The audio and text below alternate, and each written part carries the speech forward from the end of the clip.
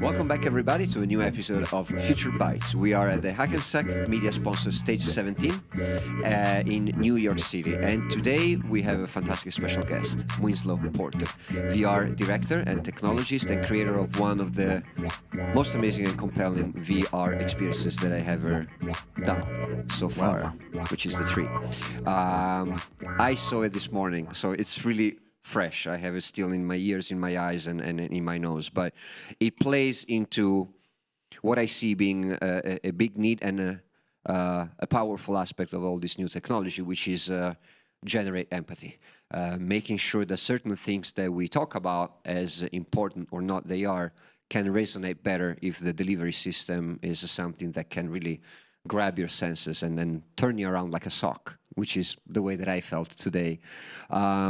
In brief, this experience tells the story of a tree. Do you want me to tell the story the way that I did, or would you like to start from the beginning of when the idea came? No, I think it'd be great for you to tell it because, as storytellers, we're trying to create an experience where everyone pulls something.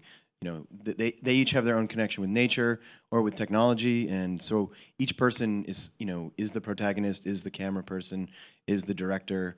Or a tree, in this case. Yeah, it's a tree specifically. So everyone has their own, feeling or connection. So yeah, I'm really curious to hear. Okay. So this morning I was a tree for 10 minutes. I entered the RGA offices where you have a residency, and I entered a room that is a real installation. It's a high ceiling room with plants and dim lights, and it feels part of a garden. I was wearing my haptic vest, controllers, my visor and headphones. I was asked beforehand to plant a seed in a vase just to give the symbolic start of the experience. And as the experience starts, I am a seed underground, and I start growing, peeking through the light, looking around. For the first time, I actually experienced 3D with an extrasensorial aspect, which was the smell. And me being a chef is actually something like, oh my gosh, for the first time I am actually coordinating VR and my feelings with the smell around me. So I could smell the mushrooms and the moistiness of the dirt. The tree keeps on growing. My branches are full with leaves. I have parrots sitting on my arms, and it's just wonderful and incredibly poetic. Until the night comes, and finally I am a tree that has grown into a full-on scale tree. I am one of the big players in the forest. I have wind in my face. There's a big fan that is like pushing air in my face. So it's a wonderful big sky night. And all of a sudden, I smell burnt. I know that it was him. I know that it was his with a match. But I couldn't see him. So that played into my haptic vest vibrating into the headphones, delivering sound of crackling and disruption. All the birds fly out of this of the scene, and the scene is engulfed with fire. And I am not a tree anymore, or I become what is left of a tree. I grew up in Italy where deforestation for real estate, cattle, foraging purposes was the norm, especially south of Rome and some of the islands. So I did recognize what was happening, but I've always seen it from either the news or from far, far away. And it's very, very different when you are part of the scene. It gives you the goosebumps, but what is incredible is me as an adult thinking about how this message can truly change the perception or amplify the perception in the youngest generation. A generation that, for instance, a kid that grows in New York City, it's not easy to be in touch with the Amazonic forest. It is certain kind of realities are somewhat disconnected. We are hyper-connected. Everything is on our little screens and computers, but real life is very different. And there are moments in life in which being empathic and being connected with the world around you is useful. So tell me a little bit about yourself and how this experience came to be. Sure. Well, I am a Brooklyn-based, creative technologist, creative director, who's been working in VR since 2014, originally as a producer. And that's sort of, my background is, I would say, connecting people, being able to understand people who are designers, who are engineers, and sort of being able to help them, putting all their talents together to create something sort of bigger than the sum of its parts.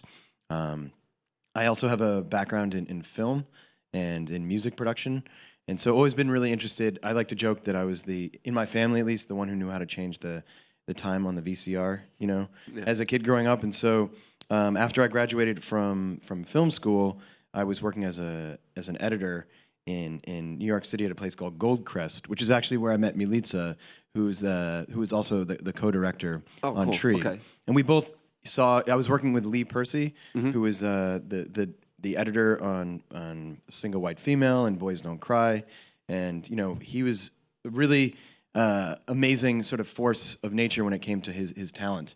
But I also saw that he wanted to be a director, and I also saw that working. I learned a lot from being there. But I also wanted to tell my own stories. So I went back to grad school, a place called ITP, which people say is the Center for the Recently Possible. And I learned about all these, basically the power of code, of starting things from scratch, of understanding how things So work. you're a coder as well? No, coding makes me very sleepy. Oh, okay. Some people go to bed. They like to read a book before they go to bed. If I get too deep into the code, then it just I'm much better at understanding things from a high level. Okay. I like to understand sort of the logic of things, is how they happen. There's so many different types of languages out there when it comes to being able to create things from technology.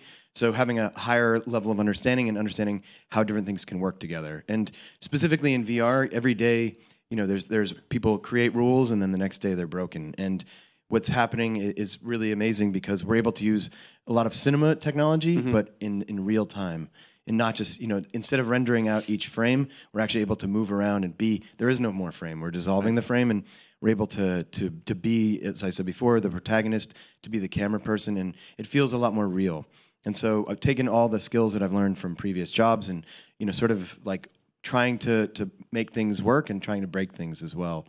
And with Tree, it's inspired by a 2004 sort of audio novella, or like an audio play, I should say, called Nightmare of a Tree by Alexander Prodich, who also did the sound design for the piece. Okay. And in that piece, you basically witness over the period, a little over 10 minutes, you witness the life of a tree, but just from audio perspective. And in that, it doesn't end the same way.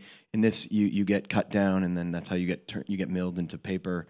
And then you are at an office. You hear the sounds. It's interesting because when I knew my fantastic producer was able to lock you in for the interview, I started doing some research, and I went online on YouTube where you can see the 2D version of this of your installation, of your experience. And I did not want to see the end because I knew that I was going to see you, and I wanted to experience firsthand. But I was expecting to be cut the way that I told you this morning. Maybe because it could have been a little bit more dramatic, given that you have a visor and all of a sudden you're very, very high. So ideally, a fall is something that you retain easy. But I have to say, associating the burnt smell and the stillness of the forest after the fire passes through, it was as powerful as falling down. Well, yeah, I mean, so there's also, a lot of user experience issues right now with what you can, or what you best practices for what you should and shouldn't do with the viewer. And a lot of people who haven't experienced VR before, it's already a pretty harrowing, like just to be able to grow 100 feet tall. And we're also stay in balance. Exactly. Yes. We play with your sense of scale. So if you move an inch in the VR headset, you actually move a foot in the virtual world, because it makes you feel like you're taller. Because we're actually growing your character. Absolutely. It's not like you're just going up in an elevator. Right. And so with that too, like if we were to cut people down, I would say that probably a quarter of the people who experience it think that they're going to get cut down. Yeah. But then there's also something. There's again, you said you're mentioning sort of a. We like to take poetic license, and as you in the experience, a little bit of a spoiler here, but we encourage you to see Tree as well. It's very different than describing it or seeing a 2D version. Bit by actually, being in there first person, but after you see the fire come towards you, we wanted to make it feel like like the soul of the tree has left, and that also the sense of what can people do. The other thing with a lot of headlines and newspapers is people feel helpless. They have this. The only connection they have is through like a story that sort of gets put into one part of their mind, but it doesn't get encapsulated as a memory. And with Tree, we really wanted to make it feel like it was happening to you. And I mean, to a degree, when I look at this technology in action, I almost want to go back to school. You know, like there are, you go on social media and here and there, you know, that dumb picture comes out. It's like, you take the blue pill, you get $10 million. You get the red pill, you go back 20 years. Which one would you like to do? I've always wanted to go back just to live as a youngster, you know, even if I am a very analog kind of person. I grew up in the country, so for me, like touching and feeling an eye-to-eye experience. But when I was in school, in my learning curve, in my learning process, in finding myself in the things that I wanted to do in life, it has been a much longer process because in the school system, I really did not find the things that resonated with me. I found things that I liked, but nothing that really stuck to me or hit me as a brick. And when I look at this technology, think about studying medicine and studying the human body. Or think about just a simple student in junior high school that is learning about deforestation. What is it? How is it done? How is it implemented? And how could you feel a little closer to these things that are, you know, you might be an urban kid, but your air depends on trees that are all around this planet and water bodies all around this planet. Yeah, and it's kind of shocking though because you know in 100 years, and I think it's actually 90 years now, NASA said that there won't be any more rainforests. So it's an interesting situation, almost a paradox, where in the future, the closest we can get to nature might only be through technology, if we're not doing something, and that's why we're trying to have a call to action. You know, it's funny because this is you really hit the nail on the head in terms of why I'm doing this. When I arrived in the U.S., when I started my show, I leveraged the heritage of my great-grandparents and my grandparents in a world that was antique, old, in black and white. It was the shovel, the dirt under your nails, the recipes, and the stories told around the fireplace. And via TV, I was able to convey that story. And now I'm realizing that the people that I told those stories about 10 years ago are getting older, and the new generation that I would love to talk to are not connected with a world like that. They've never seen it. They were born with what we called smartphones. They're calling them phones. It used to be the phone. For us, it became the smartphone. Now it's just a phone again. So the idea for me to be able to keep on telling the stories and preserving my heritage and my identity and historical heritage all over the world is in desperate need of technology like this, because there is no way. I mean, it would be really hard to create, but kids need to know how the Holocaust happened and certain moments in history that are irrefutable or undeniable. And books and people talking are not enough anymore. You need to be there. You need to see and live, because now we can. So let me ask you, given that this experience of yours was so powerful, what's next? Are you already thinking about it? That's a great question. So we created Tree as the second part of a trilogy. Giant is part one, where we sort of want people to experience the harm that humans do to each other. You were at Tribeca Film Festival with that, right? We were at Sundance. We premiered that at Sundance. But we were at Tribeca with Tree and Sundance as well. But where we witness what it's like to be in a basement with a family during their last moments. And it's called Giant because they're trying to convince their young 6-year-old daughter that the approaching bomb blast is in fact a friendly giant that wants to play with her. Another spoiler alert, unfortunately it doesn't end well for the family. And then, so then, the ceiling collapses and we're left with sort of this uncertainty. And then Tree, we want to analyze and explore the harm that humans are doing to the planet, where we witness the full life cycle of a tree.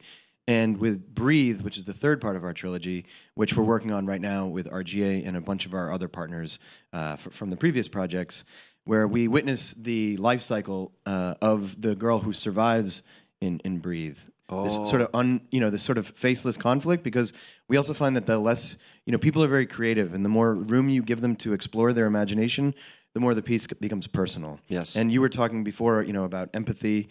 And it's really important, VR can be an empathy machine. I think that we shouldn't just think of it as, plug and play empathy machine. It really, you have to consider the because user. that takes away from your humanity. Exactly. Empathy is within you. Yes. That is just helping to, blow on the flame and make sure that, it sparks again. Exactly. But so we want to be able to connect you with this person. And so it's called Breathe because in the beginning of the experience, we bring the user through different breathing exercises. And through that, we then realize the sounds become more clear, our vision becomes more focused and sharp, and we see that we're trapped underneath the rubble. But we're using breath, we bring ourselves back to life.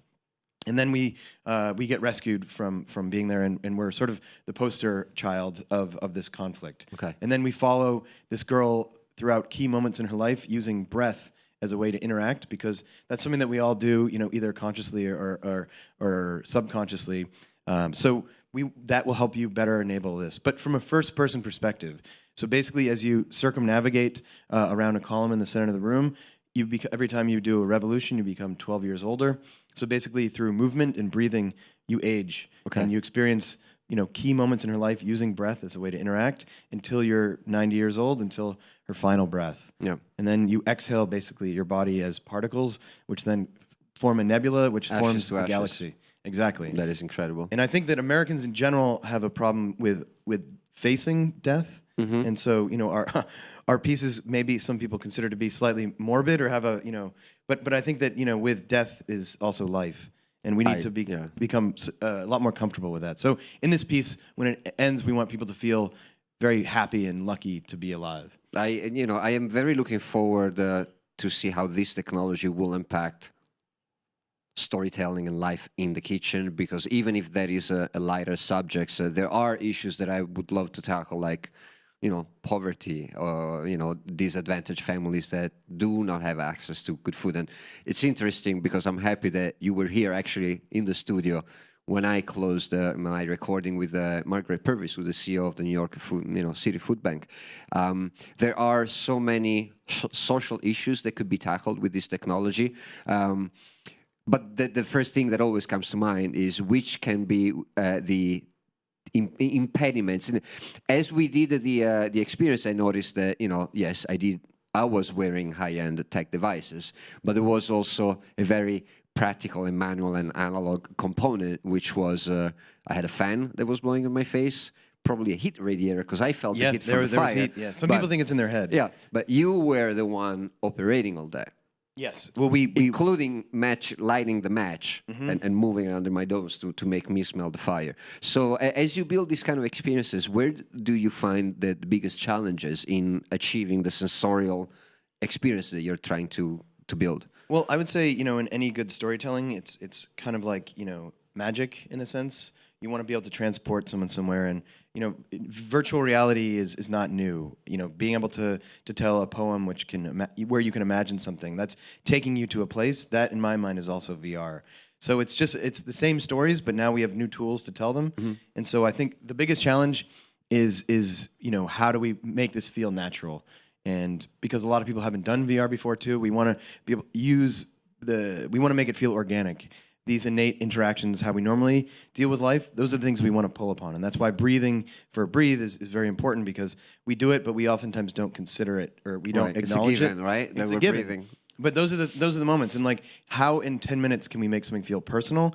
And so those are the things we want to, sort of like bring to the forefront the normal, the things that you take for granted every day. The idea of being alive, of family, of sensations. And you were talking about the wind and the smells, and right now the headsets are like 2K, or they're going to be 3K as far as the resolution of the pixels. But scent is super HD. Wind is beyond HD, because that's how we experience it anyway. Exactly. There's no resolution of that. These are the senses that we grew up with, and so the more that we can pull from things that we're used to doing, and that we don't have to learn a new way of interacting with it, the more natural things can be, the more compelling the stories can be.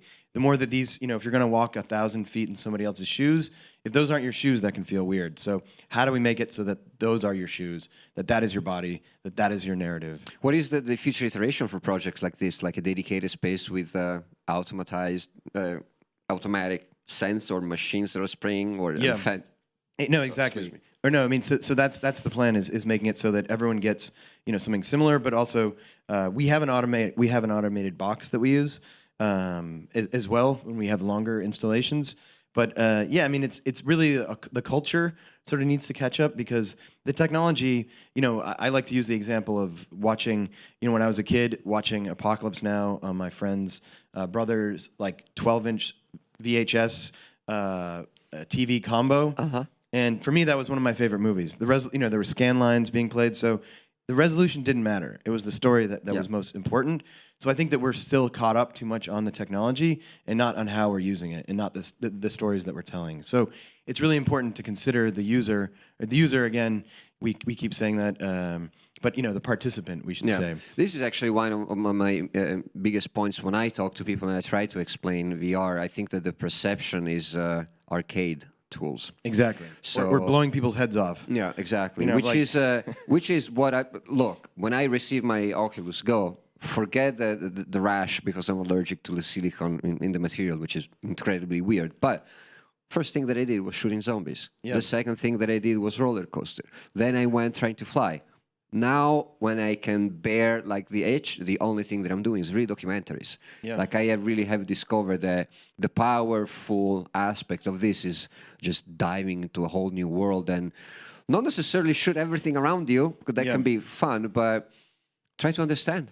Well, try to exactly what you said, be in somebody else's shoes and just breathe it in and learn. Yeah. Which is something that it's hard these days, learning good things or getting inspired, but good subjects or even metaphors like the one of the tree. Could be a forest, could be you, it could be the world you live in. It can be your place in society.